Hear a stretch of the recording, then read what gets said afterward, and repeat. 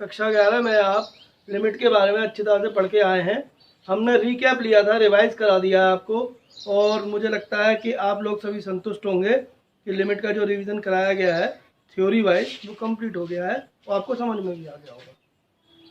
तो आज हम कक्षा 12 में जो हमें पढ़ना है वास्तविक, वो हम शुरू करते हैं। लिमिट तो सभी निकाल लेते हैं, एवेल्युएट कर लेते हैं, है ना। आज का टॉपिक है कंटिन्यूटी। कंटिन्यूटी यानी कि हिंदी में से कहते हैं सातत्य।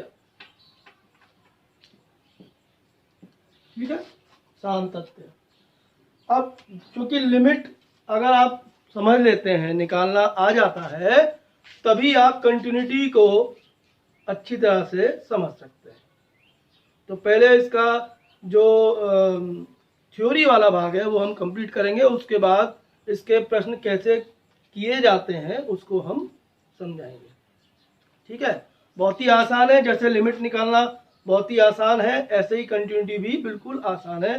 कोई भी घबराने की या कोई भी परेशानी की ज़रूरत है ही नहीं, परेशान होने की कोई ज़रूरत नहीं है। ठीक है, चलिए देखिए। तो इसमें सबसे पहला जो टॉपिक हम कराएंगे कि कंटिन्यूटी किसी एक बिंदु पर यानी कि किसी एक पॉइंट पर निकालना। ठीक है, कंटिन्यूटी अंतराल में भी निकलती है और बिंदु पे भी निकलती है। कैसे हम इसको करते हैं देख लीजिए आप लोग। तो देखिए, तो पहले तो कंटिन्यूटी के बारे में समझिए, उसके बाद बताते हैं इसको। माना कि कोई बिंदु C है, कोई बिंदु C है और फलन fx है। फलन fx फलन बिंदु C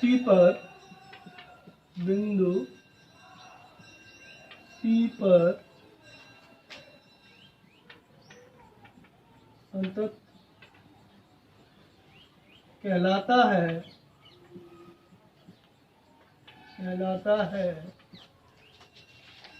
जब limit S goes to c f x बराबर एफ सी के हो जाए। यदि यह कंडीशन, यह सिचुएशन हमारे सामने आ जाती है कि लिमिट निकाली हमने एफ एक्स की इस बिंदु पर सी पर, ठीक है, और ये बराबर एफ सी के आ गई, तो हम कहेंगे कि एफ यहाँ पर क्या है, सातत्य। एफ एक्स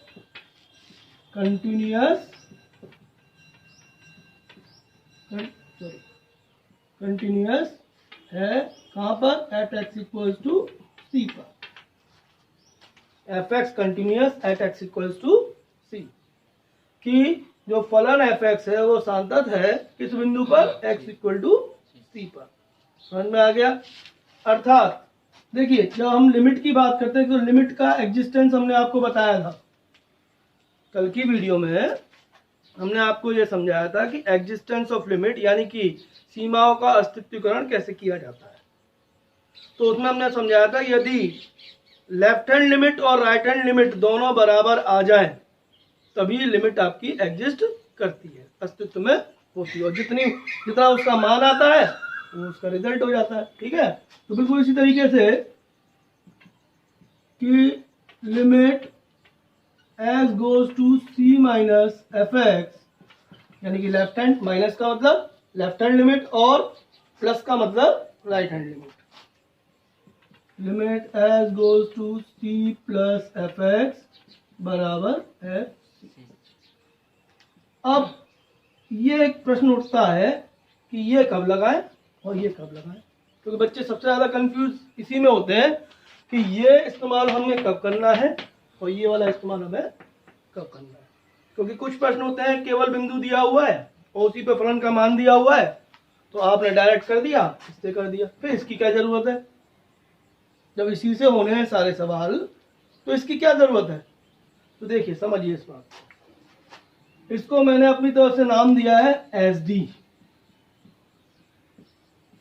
एस डी, अब एस डी का क्या मतलब है, एस डी का मतलब सिंगल डोमेन। किसी किताब में नहीं है बेटा ये, ठीक है, लेकिन ये अपने तरफ बनाया हुआ शब्द है SD, ठीक। और ये जो है ये है MD।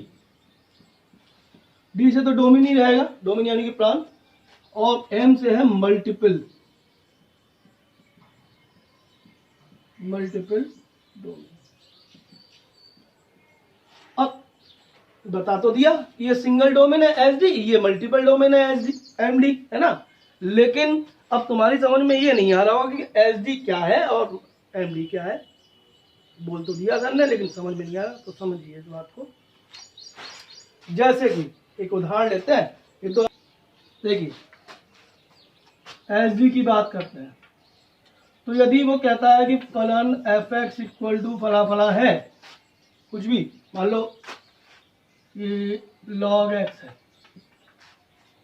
ठीक है, और वो कहता है कि x इक्वल टू मान लीजिए 5 पर हमें सांतत यानी कि कंटिन्यूअस चेक करना है, जांच करनी है। तो यहाँ पे एक है, केवल x का मान केवल एक है ना, 5। तो इसमें अलग अलग तो है नहीं, इसीलिए इसको तो SD कॉन्सेप्ट में आप कर सकते हैं। कैसे करेंगे कि सबसे पहले आप लिमिट निकालेंगे, limit x goes to 5 fx, ठीक है। fx का मान रखेंगे यहाँ पे, limit x goes to 5, fx का मान कितना है, log x। चूंकि हमने कल बताया था लिमिट के रखने के तरीके, निकालने के तरीके हमने समझाए थे 3, एक डायरेक्ट मेथड यानी कि सीधी विधि, एक प्रमेयीकरण रेशनलाइजेशन मेथड, और तीसरा था फैक्टराइजेशन यानी कि गुणनखंड विधि। तो इसमें आप देखें, यदि 5 को मैं x की जगह उठा के रख दूं सीधे, तो log 5 बनेगा। 0/0 तो नहीं बनना है, इन्फिनिटी तो नहीं बनना है, यानी कि कोई भी अनिर्धारित रूप नहीं आ रहा है, तो ये बिल्कुल सही है। तो यहाँ सीधे के सीधे इसको करेंगे तो log 5 आ जाएगा, ठीक है। अच्छा, अब FC यानी कि f ऑफ 5, C का मान 5 है ना, x इक्वल टू 5 भी तो देख रहे हैं, तो C की जगह क्या हो गया यहाँ पे 5, तो F5 निकालेंगे तो F5 कितना आएगा, वो भी log 5 आएगा। तो यहाँ देखने वाली बात है कि limit x goes to 5 fx बराबर कितना हो गया, F5, और यही तो हमने कंडीशन लिखवाई थी। तो यहां से हम कह सकते हैं कि f कंटिन्यूअस, या शॉर्ट में लिख दो, कंटिन्यूअस है at x equal to 5, f continuous at x equal to 5, यानी कि f संतत है x इक्वल टू 5 पर। तो ये सिंगल डोमेन का हो गया। अब एक मल्टीपल डोमेन का समझिए कि मल्टीपल डोमेन किसको हमने कहा है।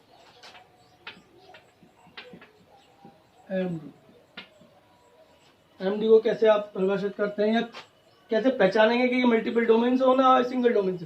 सिंगल डोमेन की पहचान समझ में आ गई, मल्टीपल डोमेन की पहचान समझिए। fx बराबर है मान लीजिए x², जबकि x का मान 1 से छोटा है, ठीक है, और 2x है जब x का मान 0 और 1 और 2 के बीच में, ठीक है, और तीसरा है 5x जब x का मान 2 या 2 से बड़ा है। तो यहां पर देखिए कि x का मान 1 से छोटे के लिए अलग मान है फलन का, 1 से 2 के बीच में अलग दे रहा है मान, और 2 से बड़े या बराबर के लिए अलग दे रहा है। तो इसको कहते हैं मल्टीपल डोमेन, यानी कि डोमेन लगातार बदल रहा है। इस पे फलन का मान x² लेंगे हम, इस पे फलन का मान 2x लेंगे हम, और इस पे फलन का मान 5x लेंगे। अब यह चेक करना है हमको कंटिन्यूटी। देखो रीजन में अगर हम बात करें कि x less than 1, x less than 1 का मतलब है नंबर लाइन पे या संख्या रेखा पे हम देखें, मान लीजिए 1 यहाँ पर है, x इक्वल टू 1 यहाँ पर है, ठीक है, तो x लेस देन 1 का मतलब है कि ये वाला क्षेत्र पूरा, है ना, लेस देन कम 1 का मतलब है 1 से कम, 1 भी नहीं होगा, 1 से पहले वाला सब टोटल 1 नहीं होगा, क्योंकि इसमें इक्वल टू नहीं है, बराबर का चिन्ह नहीं है। ठीक है, ये पूरा का पूरा क्षेत्र में कभी भी कोई भी फलन डिसकंटिन्यूअस नहीं होता, कंटिन्यूअस होता है हमेशा, ये ध्यान रखना। ठीक है, और अगर हम इसकी बात करें 1 से 2, तो यहाँ मान लीजिए 2 है। ठीक है, तो 2 के बराबर नहीं लेना, थोड़ा सा हट के चलेंगे, और 1 से बराबर करते हुए ये वाला क्षेत्र हो गया ये वाला, तो इस पे फलन का मान कितना लेंगे 2 है, और इस पे लेंगे x। ठीक, और ऐसे 2 या 2 से बड़ा ये वाला हो जाता। ठीक है, इस पे कितना लेना है 5। ये कि पूरे अगर संख्या रेखा पे देखा जाए, वास्तविक संख्याओं को हम नंबर लाइन से तो प्रदर्शित करते हैं, संख्या रेखा से अगर देखें तो यहाँ माइनस इनफाइनाइट होगा और यहाँ प्लस इनफाइनाइट होगा। भाई जो संख्या रेखा है वो माइनस इनफाइनाइट से प्लस इनफाइनाइट तक होती है। अब देखें हम इसमें माइनस इनफाइनाइट से लेकर 1 तक कितना है मान x², और इसमें 2x, और इस वाले रीजन में 5x। अब देखिए जो भी डिसकंटिन्यूटी आती है वो बिंदुओं पे आती है, क्षेत्र में कभी डिसकंटिन्यूटी नहीं आएगी। कंटिन्यूटी हम चेक करेंगे केवल बिंदुओं में, x=1 और x=2, यानी कि x=1 और 2, हमारे पास 2 बिंदु है, इन पे जांच की जाएगी। यदि इन पे कंटिन्यूअस हो गया, यदि फलन इन दोनों बिंदुओं पे कंटिन्यूअस हो गया, तो पूरा माइनस इनफाइनाइट से प्लस इनफाइनाइट तक, या हम कहें R में, यह फलन कंटिन्यूअस यानी कि संतत रहेगा। ठीक है, समझ में आ गया? मल्टीपल डोमेन समझ में आ गया सभी को? सवाल बाद में कराएंगे, पहले समझ लीजिए कॉन्सेप्ट। चलिए अब बात करते हैं अंतराल की। आपने अंतराल पढ़ लिए होंगे 11 में, कक्षा 11 में, लेकिन एक बार फिर भी हम दोहरवा देते हैं, रिवाइज करा देते हैं, जिससे आपको बिल्कुल क्लियर समझ में आ जाए। तो पहले अंतराल के बारे में चर्चा कर लेते हैं थोड़ी सी। अंतराल यानी कि इंटरवल्स।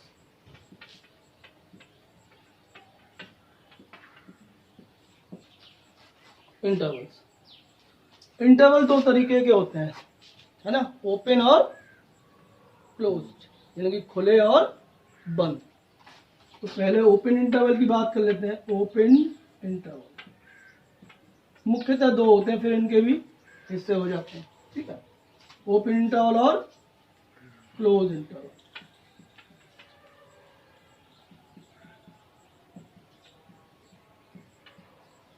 ओपन को कहते हैं खुला अंतराल,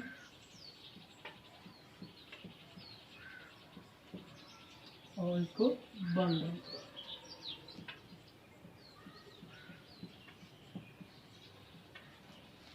तो यहाँ खुले से क्या मतलब है, बंद से क्या मतलब है? देखो इसको बहुत अच्छी तरह से समझ लीजिए, क्योंकि अक्सर बच्चे इसी में उलझे रहते हैं कि बंद अंतराल का क्या मतलब है और खुले अंतराल का क्या मतलब है।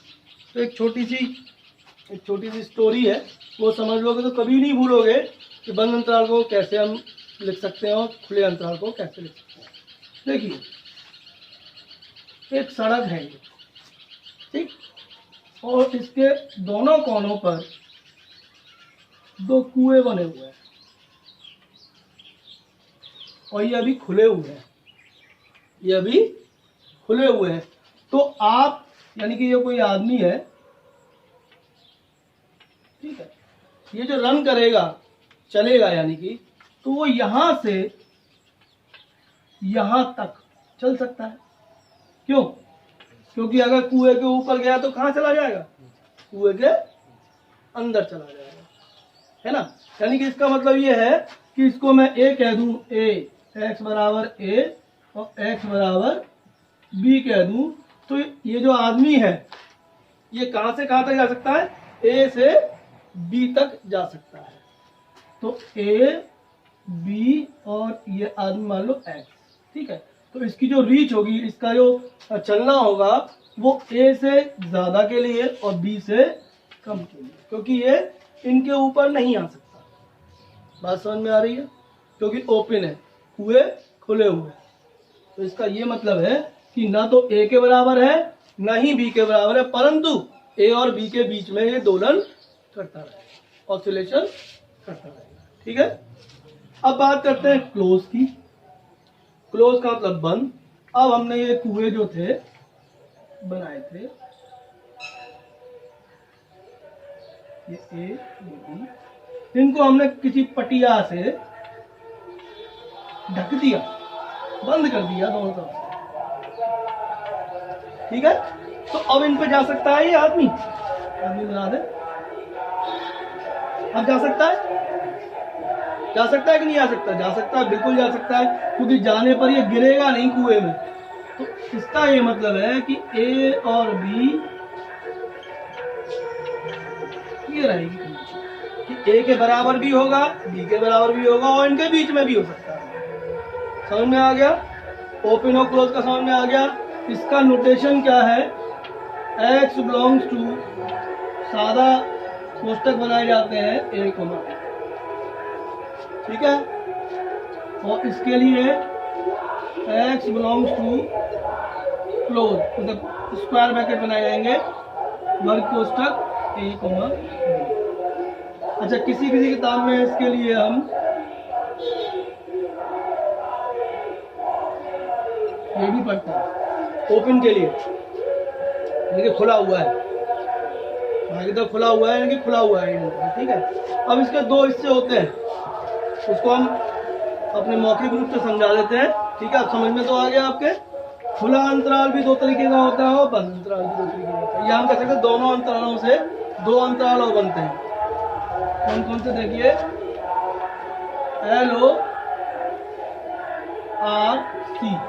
LORC, left open right close. ठीक है, लेफ्ट ओपन राइट क्लोज का मतलब है कि ए के बराबर तो नहीं है लेकिन बी के बराबर है। राइट पे क्लोज लग गया, इक्वल टू का साइन लगा दिया, ठीक, और लेफ्ट में ओपन। अच्छा, एक होता है LCRO, अब ये तो बता ही दोगे अपने आप, लेफ्ट क्लोज राइट ओपन। यहाँ पर ए के बराबर होगा लेकिन बी के बराबर नहीं होगा। ये दो प्रकार और। तो अंतराल समझ में आ गया? अब अंतराल में कंटिन्यूअस या कंटिन्यूटी हम कैसे जांच करेंगे? मान लीजिए कोई अंतराल है आई,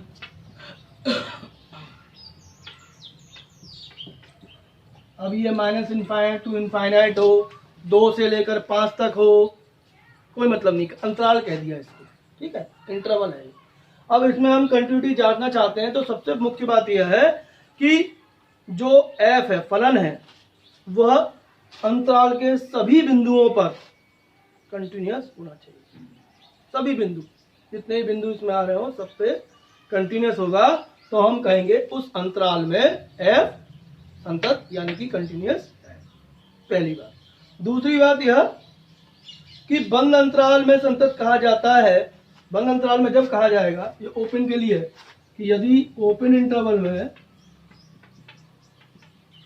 ओपन इंटरवल ए कॉमा बी ये है, ठीक है, इसमें कब दो तरीके से करते हैं ना इसको अंतराल में, एक ओपन इंटरवल के लिए और एक क्लोज इंटरवल के। तो ओपन इंटरवल के लिए ये देखना है कि ए और बी के बीच में जितने बिंदु आ रहे होंगे सब पे वो संतत होना चाहिए, कंटिन्यूअस होना चाहिए। ठीक है, और दूसरा है क्लोज इंटरवल,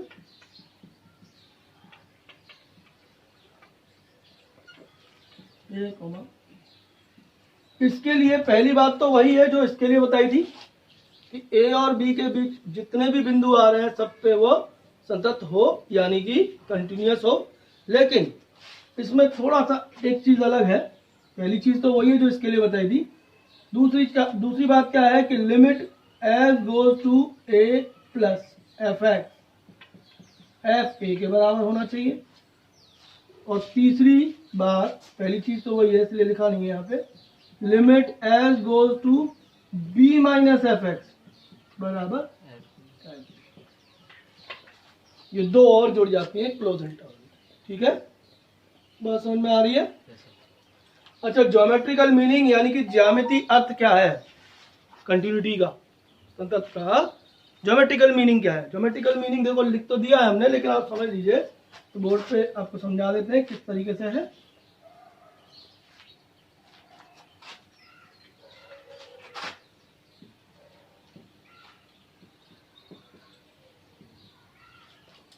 यदि आपने कोई कर्व स्केच किया, ठीक है, और इसमें कहीं कट नहीं है, विच्छेद नहीं है, किसी भी बिंदु पे देखो, ये x इक्वल टू हमने लिया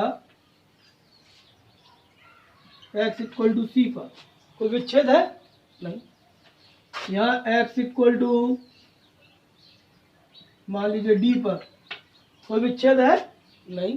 तो ऐसा कर्व या फलन, भाई फलन जो होते हैं वो सभी आलेख बनाएंगे, और ऐसा आलेख जिसमें कोई विच्छेद किसी बिंदु पे ना आए उसको हम क्या कहेंगे? कंटिन्यूअस फंक्शन कहेंगे, ठीक। लेकिन यदि ये ऐसे करके दूसरा बना लेते हैं,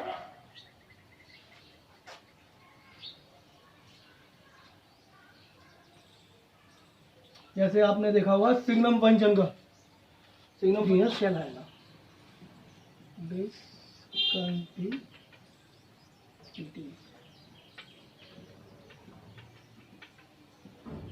डिसकंटिन्यूटी यानी कि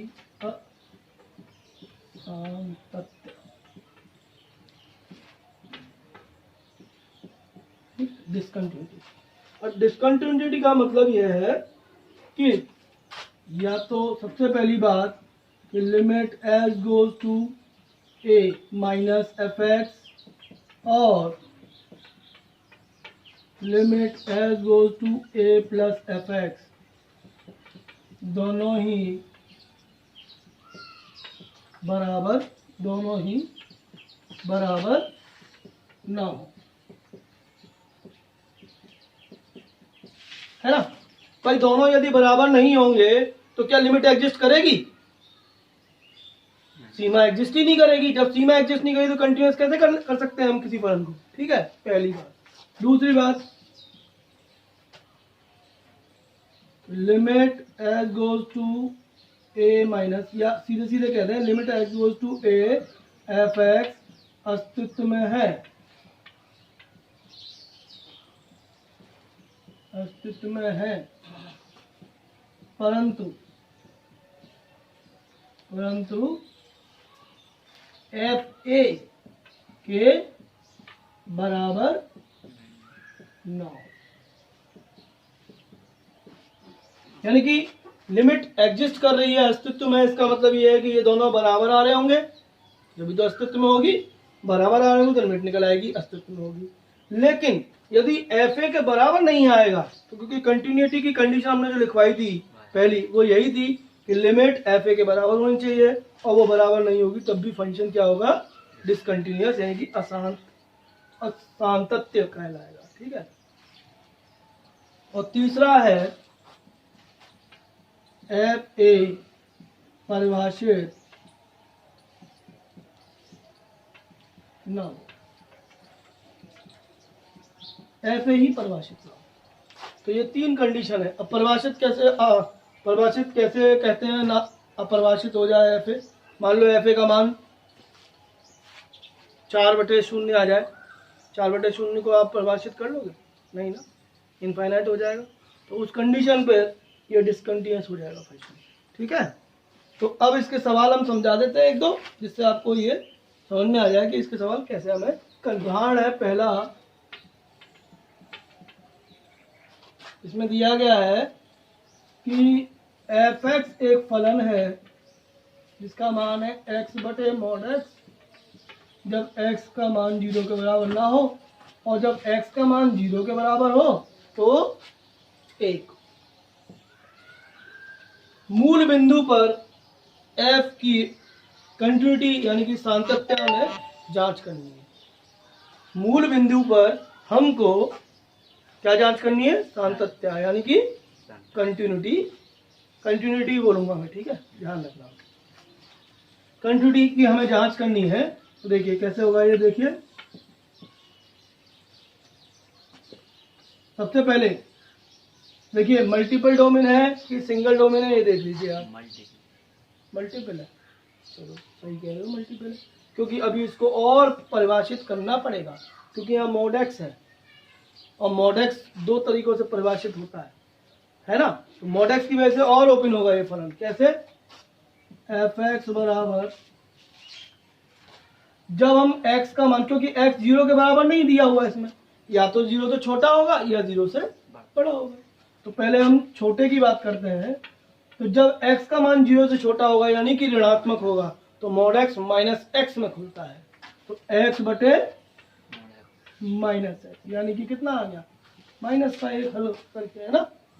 अच्छा, अब x बराबर 0 पे तो 1 दिया हुआ है, क्यों दिया है ना, x बराबर 0 पे 1। और तीसरा x ग्रेटर देन 0 यानी कि x का मान 0 से बड़ा है, धनात्मक है। धनात्मक में मॉड कैसा खुलेगा? x बटे x यानी कि 1। ठीक है। अब सबसे पहले लिमिट निकालने के लिए एच गोज टू 0 माइनस करेंगे, लेफ्ट लिमिट है ना, तो वो निकालते हैं भाई। इसको हम परिवर्तन करें तो limit h goes to 0 f 0 minus h, यही तो लिखते हैं। अब 0 माइनस एच का मतलब है कि 0 में कुछ घटाया जा रहा है, और 0 में जब घटेगा तो वो ऋणात्मक बनेगा, और ऋणात्मक पे डोमेन ही है, तो रिजल्ट क्या है? माइनस।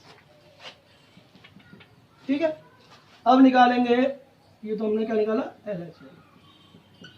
अब क्या निकालना है? R H. Limit h goes to 0 plus f x. ठीक है। अब इसको चेंज करेंगे तो क्या लिखेंगे? Limit h goes to 0 f 0 plus h. 0 से बड़े के लिए डोमेन कौन सा है? ये वाला, ये वाला, ये वाला, ये वाला है, ये वाला रिजल्ट लगेगा। कितना है? 1। अब देखो आगे एफ है तो निकाल लो ही मत, क्योंकि इसमें देख रहे हैं हम कि ये -1 आ रहा है और ये 1 आ रहा है, तो ये दोनों बराबर है। यहाँ कह सकते हैं कि LHL और RHL ही बराबर नहीं है, अतः limit h goes to 0 f x exist नहीं करती, नहीं करती। तो एफ कंटिन्यूअस नहीं है x इक्वल टू 0 पर।